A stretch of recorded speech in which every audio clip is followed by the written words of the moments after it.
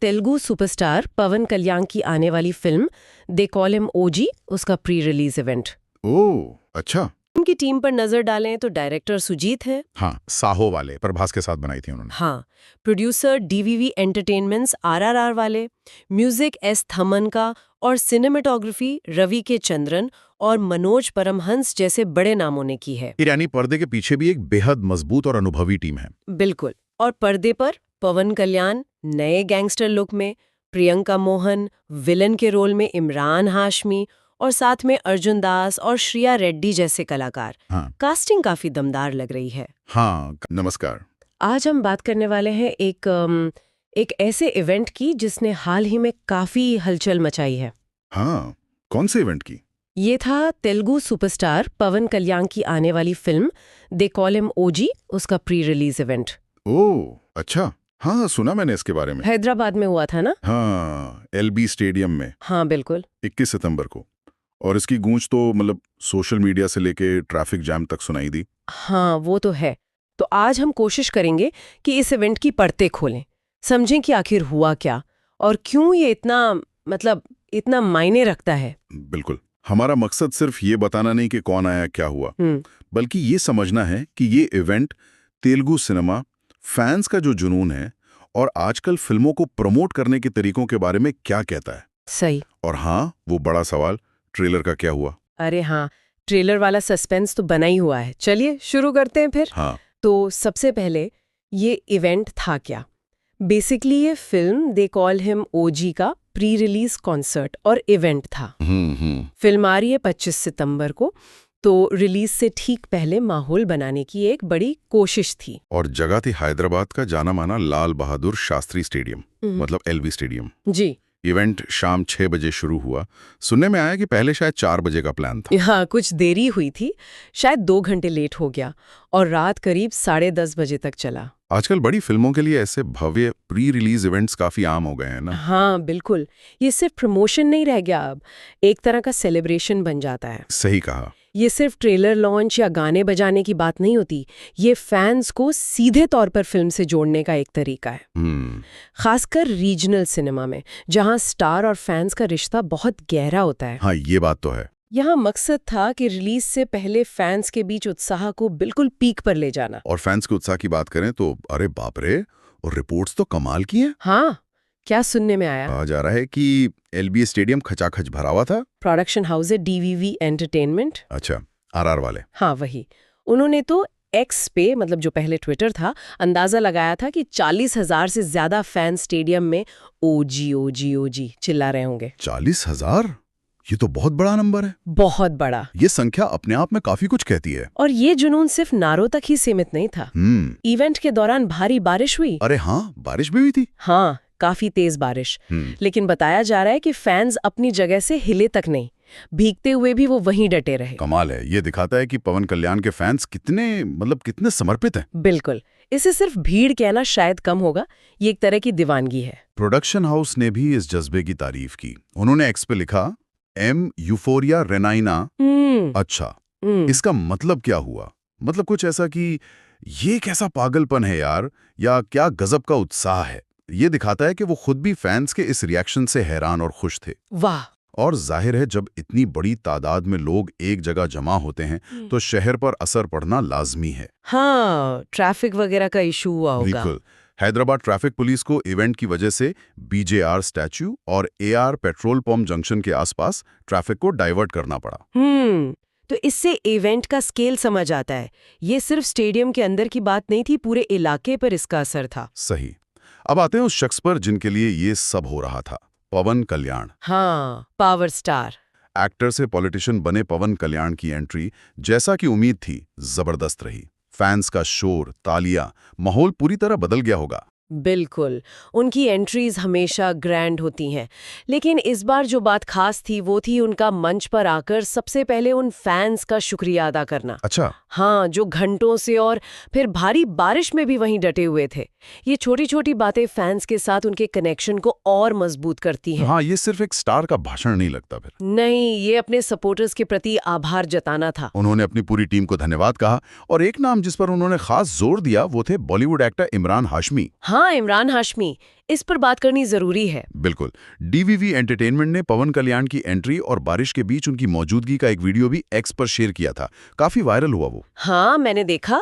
तो इमरान हाशमी की मौजूदगी इस इवेंट और फिल्म के लिए काफी अहमियत रखती है ना? क्यों? मतलब क्या खास है? देखिए, इमरान इस फिल्म से तेलुगु सिनेमा में डेब्यू कर रहे हैं, और वो भी विलन के रोल में।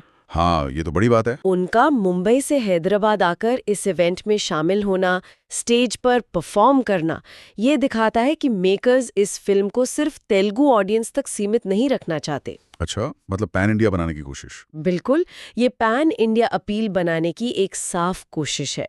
पर क्या सिर्फ एक बॉलीवुड एक्टर को लेने से फिल्म पैन इंडिया बन जाती है? ये कैसे काम करता है? देखिए, ये एक बड़ा फैक्टर जरूर है। जब आप इमरान हाशमी जैसे जाने पहचाने चेहरे को लेते हैं, तो हिंदी भाषी दर्शकों के बीच फिल्म को लेकर एक उत्सुकता पैदा होती है। उन्हें एक जाना पहचाना चेहरा दिखता है। इससे फिल्म की मार्केटिंग और डिस्ट्रीब्यूशन में आसानी होती है, खासकर नॉर्थ इंडिया के मार्केट्स में। अच्छा, ये सिर्फ कास्टिंग नहीं, ये एक स्ट्रेटेजिक मूव है। दिलचस्पी बात है, पवन कल्याण ने भी मंच से इमरान की तारीफ की। हाँ, काफी तारीफ की। कहा कि उनके साथ काम करना शानदार अनुभव रहा, और मजाक में इमरान के पुराने हिट गाने झलक दिखला जा का जिक्र भी किया। अरे वाह। और कहा कि इमरान ने फिल्म में कमाल का काम किया है। तो केमिस्ट्री अच्छी लग रही थी स्टेज पर। हाँ, लग तो रहा था। उम्मीद है फिल्म में भी दिखेगी। पहले जब पवन कल्याण के जन्मदिन पर टीजर आया था, उसमें इमरान की हल्की सी झलक थी। हाँ, और उसे देखकर कई लोगों को उनकी पुरानी gangster film once upon a time in Mumbai की याद आई थी। अच्छा। तो एक दमदार विलन के तौर पर उनसे उम्मीदें काफी हैं। कहते हैं ना, विलन जितना दमदार होता है, हीरो उतना ही बड़ा लगता है। सही बात है। अच्छा, पवन कल्याण और इमरान हाशमी के अलावा फिल्म की हीरोइन प्रियंका अरुल मोहन भी थी? जी हाँ, प्रियंका मोहन भी स्टेज पर मौजूद थी। और म्यूजिक वगैरह? हाँ, जैसा कि ऐसे इवेंट्स में होता है, म्यूजिक का भी बड़ा रोल था। एक्टर अर्जुन दास, हाँ, वो भी है फिल्म में। जी, वो फिल्म में अहम रोल में है। वो स्टेज पर आए और उन्होंने म्यूजिक डायरेक्टर एस थम्मन को म्यूजिकल परफॉर्मेंस के लिए बुलाया। एस थम्मन, इनका म्यूजिक तो आजकल वैसे ही बहुत चल रहा है। हाँ, बिल्कुल। और उनकी लाइव परफॉर्मेंस ने बारिश के बावजूद लोगों में जोश बनाए रखा। अर्जुन दास ने बाद में एक्स पर फैंस को धन्यवाद भी दिया। अच्छा, क्या लिखा उन्होंने? उन्होंने कहा कि वो बारिश में भी इतने सारे लोगों को देखकर हैरान थे और सबसे मिलना चाहते थे, पर मिल नहीं पाए। ये दिखाता है कि पूरी टीम पर फैंस के इस रिस्पॉन्स का कितना गहरा असर हुआ। बिल्कुल।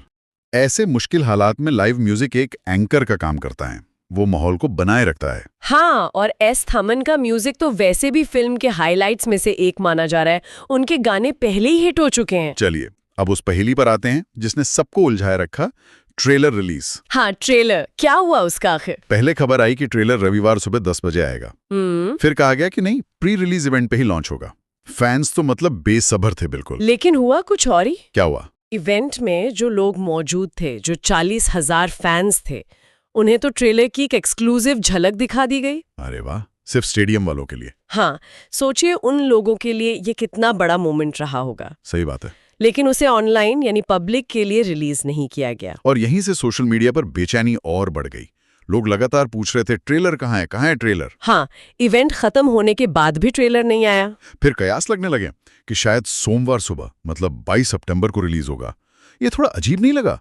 इतनी हाइप के बाद ट्रेलर को रोक लेना। अजीब लग सकता है, पर शायद ये एक सोची समझी मार्केटिंग स्ट्रैटेजी भी हो सकती है। अच्छा, कैसे? इसके पीछे कई कारण हो सकते हैं।